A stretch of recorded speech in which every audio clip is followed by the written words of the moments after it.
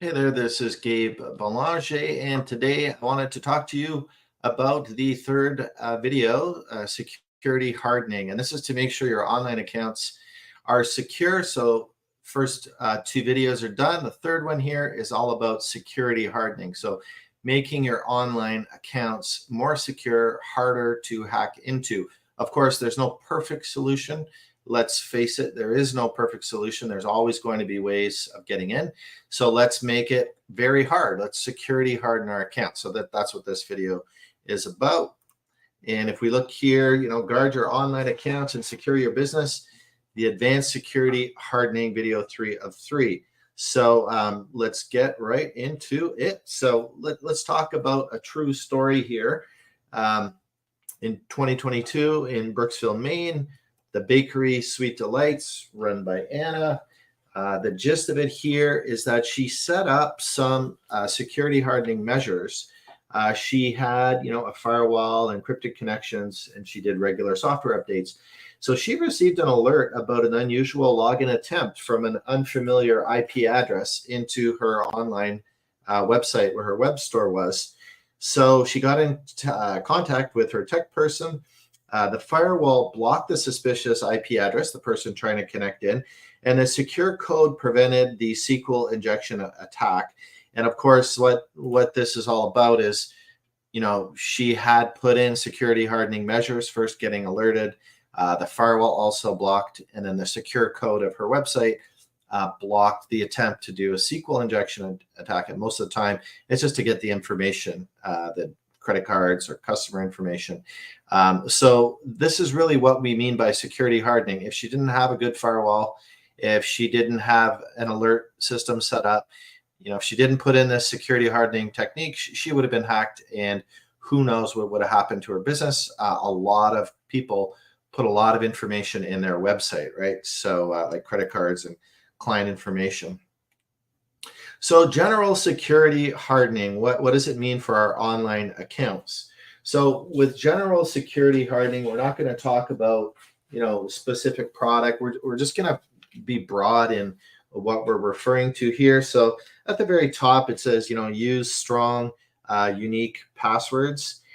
So the passwords have to be a mix of uppercase and lowercase letters, et cetera, et cetera. And I made another video where I talked about, how long it would take to hack a password. And, if you have a password of 12, 14, 16 characters, that's good. And never use passwords such as spring 2024, summer 2024. These are the easiest passwords possible.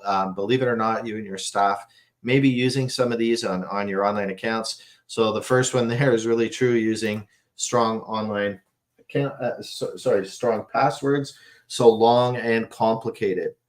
If you're going to have all these passwords, you're going to need a password manager to remember them all. I think that's part of the reason people don't do it.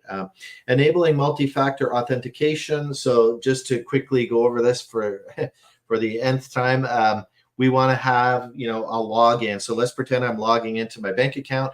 I also get texted a code from my bank account to my cell phone. I have to type in that code every time I want to log into my bank.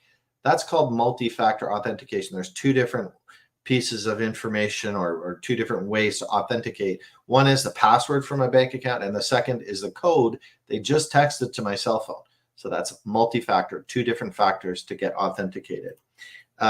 So quickly to go through, regularly update software and devices, whether it's your cell phone, whether it's your accounting software, your computer, your browser. All of these things need to be updated regularly. Of course, that should be done by an IT person because there are tools to automate that process. That's what I recommend. Be cautious with email and links. So the reason that this is important is just because the way that people try to get your password, like, let's face it, if we're talking about securing your business from, online accounts being hacked, they're after your password first. And the way they do it is through phishing. So make sure that people in your business or yourself as well, you don't go into links in email or any kind of links or reply or provide information to an email that might be suspicious. So be cautious with emails and links. We're going to talk a little more about that later. and then use secure connections, so HTTPS and VPN. So what we mean there is if you're ever going to a website and you don't see that it's secure, then that's a problem. So let me quickly go in and try to talk about this so you can see. I'm just going to move my mouse over. Okay, so if we were to go to HTTPS google.com, well, okay, that's a secure website, right? But what happens if we try to take the S out? It puts the S back in. It forces us to use this secure website. So you can always tell by looking here, and you can click here as well to get more information about, the password connection is secure. It has a valid certificate. So this certificate, shows that it's authenticated by the certificate authority. So they basically went through a process to prove that this is actually the website where you're putting all your information, and they're going to pass you back a private key. So when you're transmitting information to Google, it's encrypted. So if you're ever going to a website or ever seeing anything without the HTTPS, well, then we know that that's no good. So let's go back to the next one here. So the other part is VPN. So that would be getting something like NordVPN, where you connect your computer to the internet through VPN. So you have a secure connection. The same with your cell phone. You can do that with your cell phone or your tablet. And let's go to the next one. So generally speaking, set up security questions and recovery options. So configure these, make sure they're all yours and they're right. Monitor account activity. In my previous video, I kind of showed how you can monitor. So there, just go in and look, at least once or twice to get a sense of what's going on. And then, you'll know when and how often to go back. And then implement email authentication protocols like SPF, DKIM, and DMARC. And what these actually do is they're in your email provider settings. So if you're using Microsoft 365, you would set it all up there. And what it does is it prevents people sending email that doesn't actually come from you, because it does a proof and certification that the email is coming from your email server. So you can't have a person impersonating you from a different email server, which is called email spoofing. And it just enhances the email security and authenticity. Over time, more and more businesses are going to be forcing this. The other cool one here is disable unused accounts and services. So this one is dead easy, right? If we go into an account, for example, QuickBooks Online, and you see there's 4 accounts and that person has moved on, well, remove that account or disable it at the very least. So that one is just a super easy one. So do that for any accounts where there might be more than one user, for example, QuickBooks Online. Then we have the last one here is to use antivirus and anti-malware software on your tablet, your cell phone, your computer. Just use it everywhere because part of the way to get your passwords is to also use malware. It's not just about phishing email, right? So they're all kind of connected.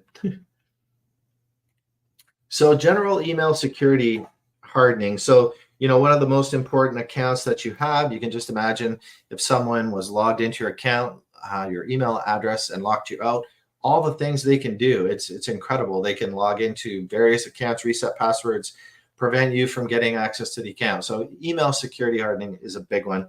That's why I want to focus on that. So if we look here at the email security, so we need to enable advanced email filtering. So this would be something we can do in, for example, Outlook 365, so that we block a lot of the spam that's coming in. It just reduces the chance of phishing emails fooling you there. And then again, we have the same thing, use email authentication protocols like SPF, DKIM, and DMARC. And then there's another cool one here, enable safe links and safe attachments in Microsoft Defender for Office 365. So the way to do that would be go in as the administrator to Microsoft 365 and take that step. And it protects against malicious links and attachments. And it's real-time scanning for threats. So if there is a link that's bad, it's going to attempt to detect it and block you from going there, which is great. Next one is user training and additional tools. So educate and train users. I mean, if everybody in your organization knows about phishing and spam attempts, they're really just empowered to not be, tricked and say, wait a minute, I heard about this. I'm not going to do that. I'm going to, forward this email to Bob and ask him what he thinks, or I'm going to ask somebody else before I do anything. I know what they're trying to do. So that kind of awareness is all you're trying to bring to your company. And then using anti-spam and anti-phishing software. So there's actually software that you can use that will go a step above and beyond your email provider. And this is what I call email security or message security software. And what happens is you can set up your company's email to send email to this email security organization first. They clean out all the spam, the infections, the malware, etc. They have a lot of advanced tools and techniques, and then they push that email to your email server, the clean email, and that's what you end up seeing in your inbox in, for example, Outlook.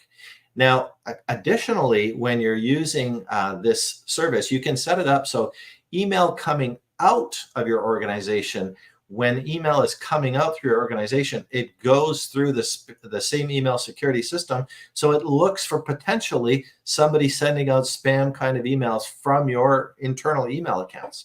So if someone is on your email account sending out spam at 3 a.m. for Viagra, which used to be a big thing back in the day, then this kind of email security system will see it and block it and say, no, you're not sending that email out through this organization as spam. It's not going to happen.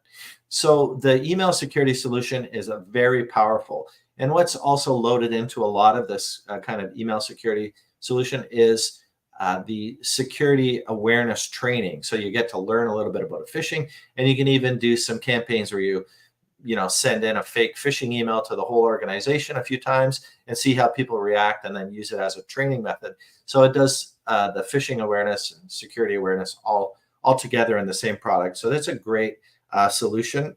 It's a lot more complex and advanced than what you would get with your normal email server, whether it's Gmail or Microsoft or whoever. So that's a great thing to use.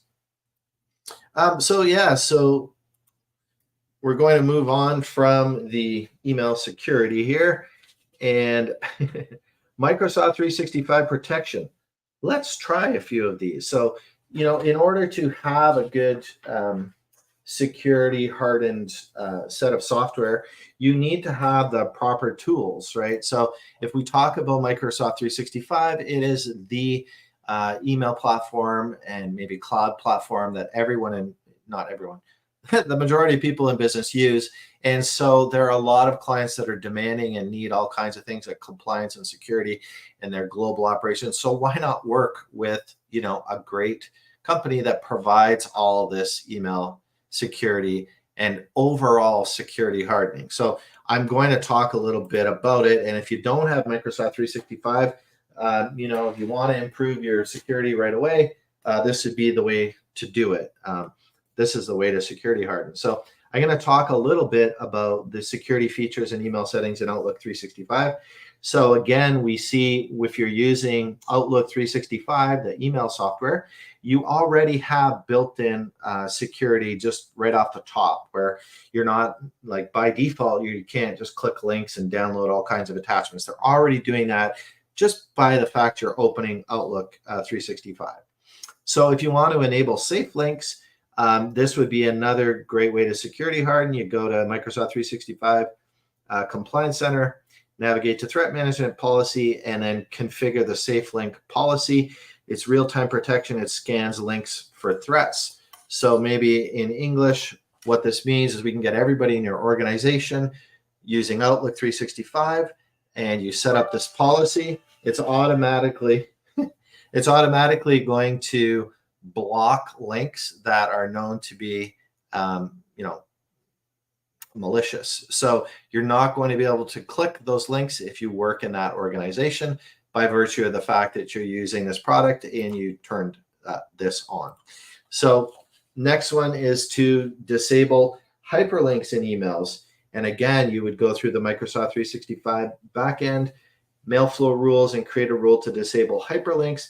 And it prevents you clicking on any links. That really reduces your risk of phishing. So then the third one, use email filtering and anti-phishing tools. So Microsoft 365 has its own built in. If you're not going to get an email security solution, then there's a way to do it. And it just reduces the chance of you getting any kind of phishing email inbound anyway. Enable external email warning. You set up a mail rule. Anybody in your organization, it highlights that it's an external email. So I put some pros and cons in there because I know people always think about, oh, this may be a pain to set up. It may cause me problems. And in some cases, it's true. There are things you just have to accept, and it will change the way you work. But in a lot of other cases, either that can be avoided completely, or the change you're making, it doesn't impact you in any way. So that's something where you want to speak to an expert first. So next set of things would be to educate and train users. I think we're talking about that a lot. Disable HTML in emails. Now, this is one that would affect users. So again, you go right into Outlook 365, and you go to the trust settings, and you would change it there. It prevents harmful HTML content, and you might say, well, this is a bit silly because I won't be able to read my email, which is partly true. But if you're in a really secured environment where security is a big deal, just by opening an email and an image rendering, you can have malicious software installed on your computer or your device, like a cell phone. So that's why they have this setting, because it actually addresses a real security issue. Regularly update and patch software applies to Outlook 365 and everything, right? So now let's talk about the next level up. So let's say you're on the Microsoft cloud. You have Microsoft 365 Standard, which gives you, access to the OneDrive files, and SharePoint, which is a cloud place where you can access company files and share them out and have, different teams working on them. You've got Microsoft 365 email. You've got Microsoft Outlook, Word, Excel. You've got the whole Microsoft 365 Standard. So if that's the case, then there's some security hardening we can do in there.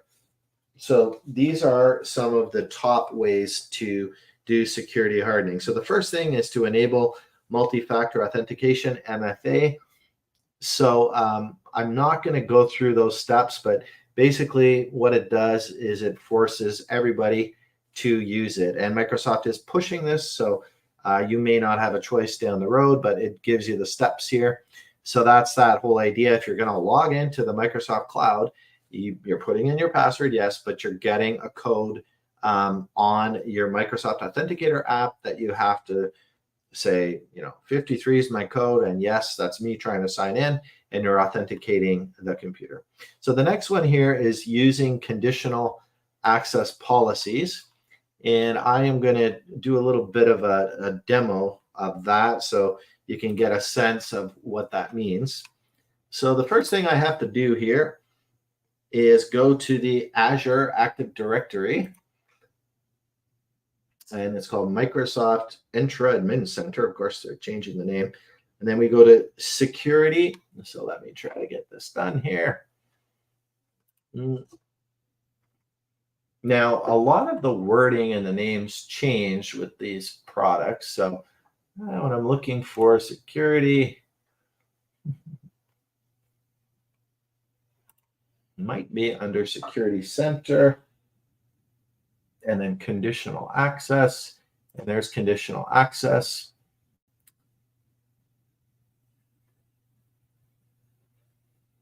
And then we can choose to create a new policy. So here's classic policies, etc. So, the help in Microsoft is really quite good. When we click on the help here, it can just go through the whole concept. But what we're doing here with the conditional access policies is to control who and how accounts are accessed, and it can be customized to fit your needs. So, here's an example. When any user is outside the company network, they're required to sign in with multi-factor authentication, etc. So what we would do is we would create a new policy here. So if I look at the policies that are currently in place, we have not set up any. And then you can take the next step from there. And they kind of give you a little bit more classic policies. So yeah, as you can see, haven't set any of this stuff up, but this is the way that you can control access.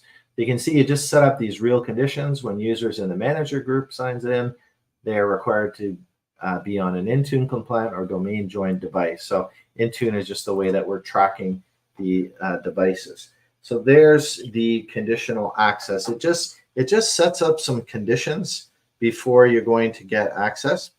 And obviously, we can think of probably a few scenarios in our business where, while we really don't want, Bob to log into the accounting software unless he's inside the office.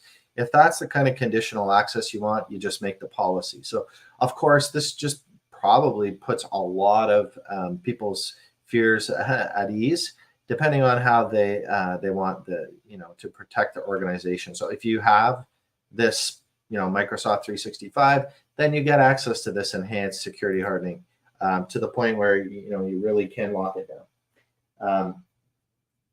So that's the using conditional access policies. And then we see this again: enable safe links and safe attachments in Microsoft Defender for Office 365. And this one, sorry, did not switch back to the right spot. So I'm right here: enable safe links and safe attachments in Microsoft 365 Defender. And you can scan links and attachments in emails for anything harmful before you open them. So that, of course, would be great. Would be great if everyone had this, but we're going to show a little bit about how to get there in this next few seconds here. So first thing we do is we go to Microsoft 365 Security and Compliance Center. Okay, so bear with me as I figure this out. The problem we have sometimes with Microsoft 365 is that the names are changed and the locations are changed. So I'm logged into my Microsoft 365 account as the administrator. Okay, so now we're in Microsoft Windows Defender, and we're looking for the Security and Compliance Center.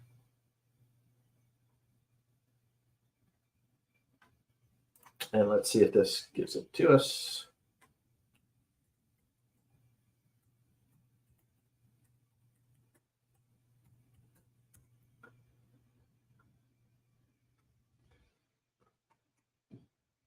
Okay, so I'm just going to navigate around.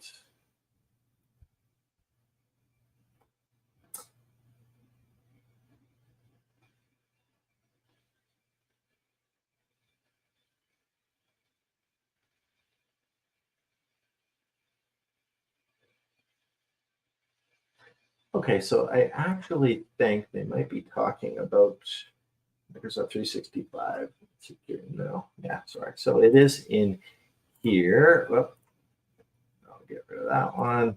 That one just to simplify.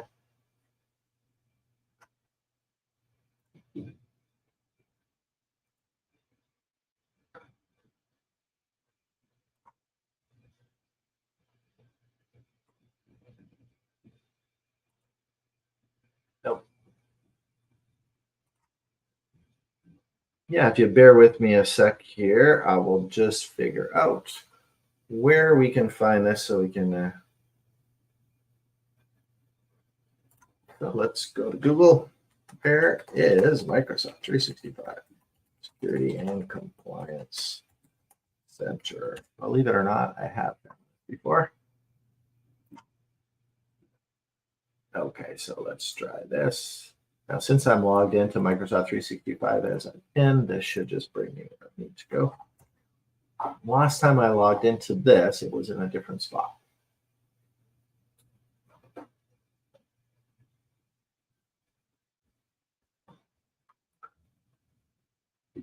Okay, so we're looking for the threat management. So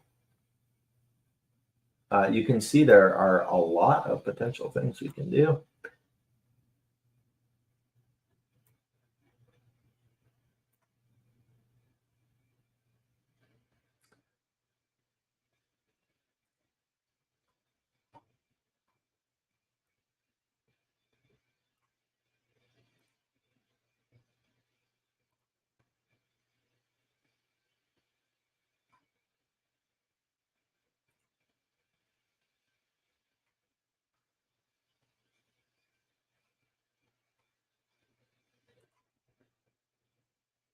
Okay, so I don't want to take too much time here looking around, but yeah, so that one is going to be a little bit more varied.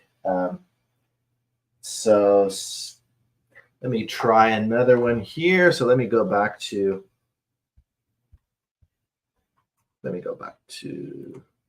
where we are. So the general idea of that one is, you go into that center and you block, you protect yourself against links and files that are known to be harmful. So again, it's a way to get more security hardened than somebody who doesn't have that enabled.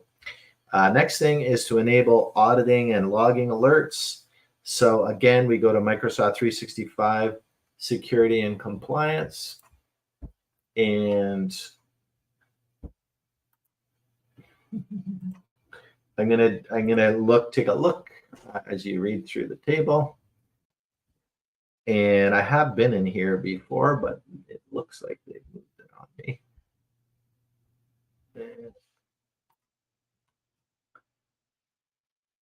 Okay, so kind of back in the same place I was before. I think they might have renamed it. Okay, there we go.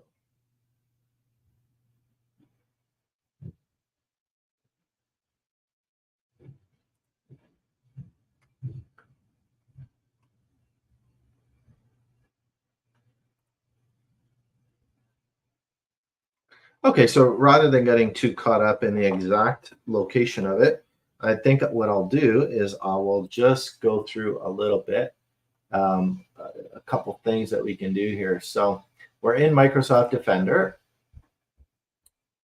So just to reset, and if we go home, we can see some information regarding different kind of security scores and identity and turning on analytics. So if we scroll down a little bit, let's see here. If we go to Microsoft Sentinel and then threat management, configurations. The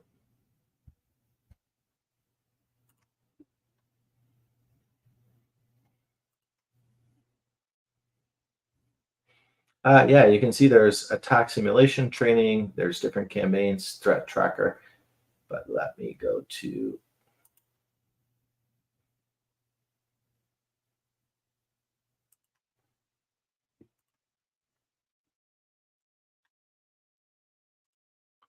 a little bit of analytics in here just to give a little bit of a sense of it. So that I have not set this up, as you can see. And here's a little bit more about what they're now calling Microsoft Sentinel.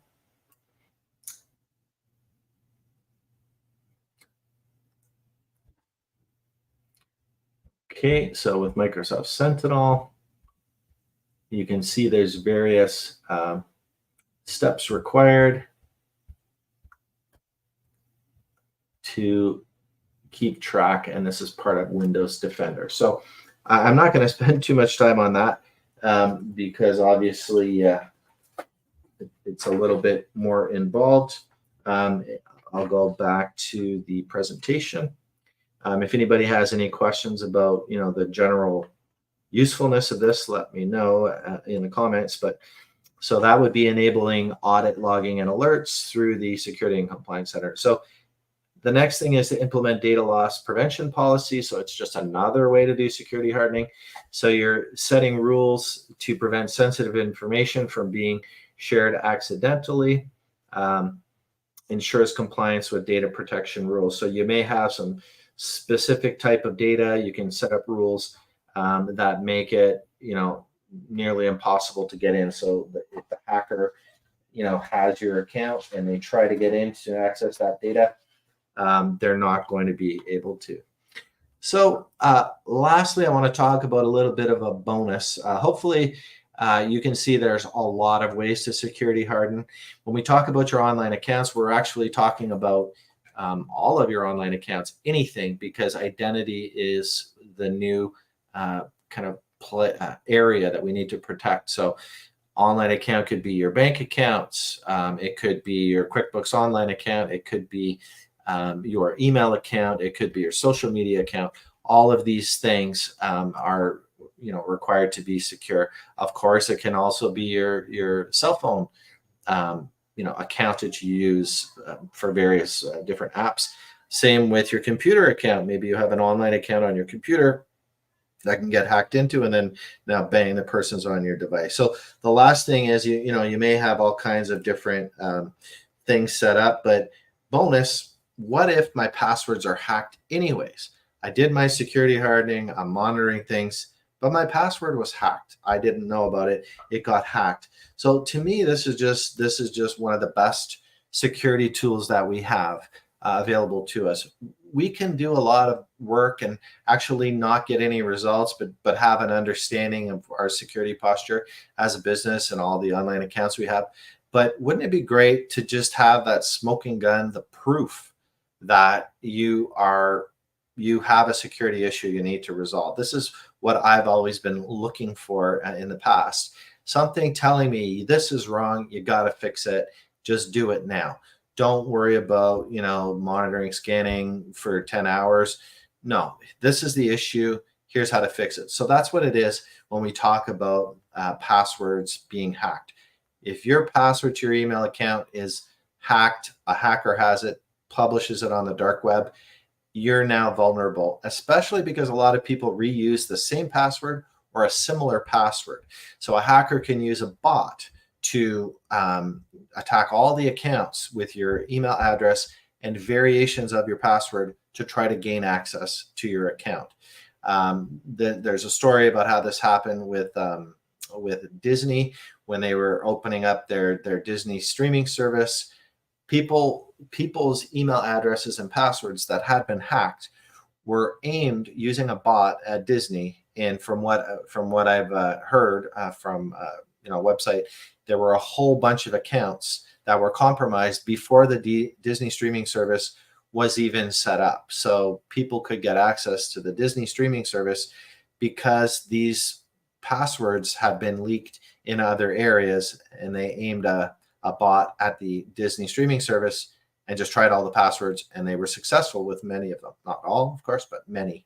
So you need to know if your password is hacked to really be totally security hardened, because then you can act on it and you can just prevent a whole bunch of issues at once. So let me just talk about it. So are my passwords hacked? So you can actually monitor if your passwords are hacked through services. These are dark web monitoring services. Now, in the case here, these organizations, there's a bunch of them, they scour the dark web looking for your company's domain name. So if you're Microsoft.com, they're looking for something or other at Microsoft.com, like an account that's on the dark web with the password.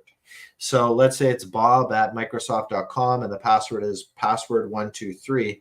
Well, what's happened is that password is on the dark web, and sometimes it's just given for free, and there's dumps of databases with that user account, Bob at Microsoft.com, for example, and then the password123. So now that empowers anybody who's on the dark web to just try to log into 50 accounts using the username Bob at Microsoft.com and the password, password123. So you can try it on QuickBooks Online. You can try it on a Disney streaming service.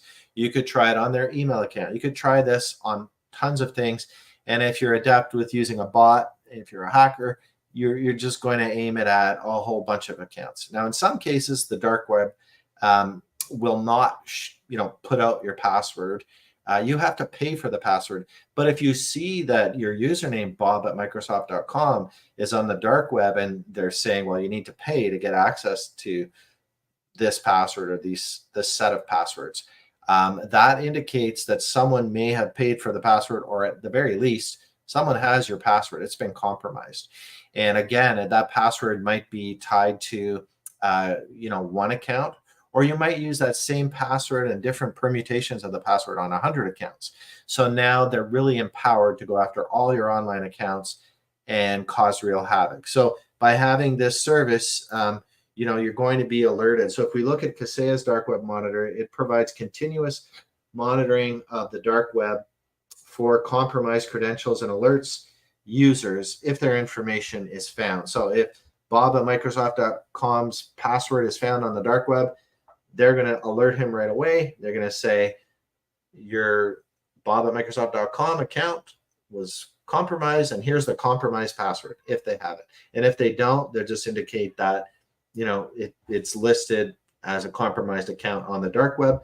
So all of the services and accounts you use that have the username bob@microsoft.com, they must be reset. So bob@microsoft.com with the username password 123, just if you know the compromised password is password 123, you reset all the passwords that are password 123 for all the accounts.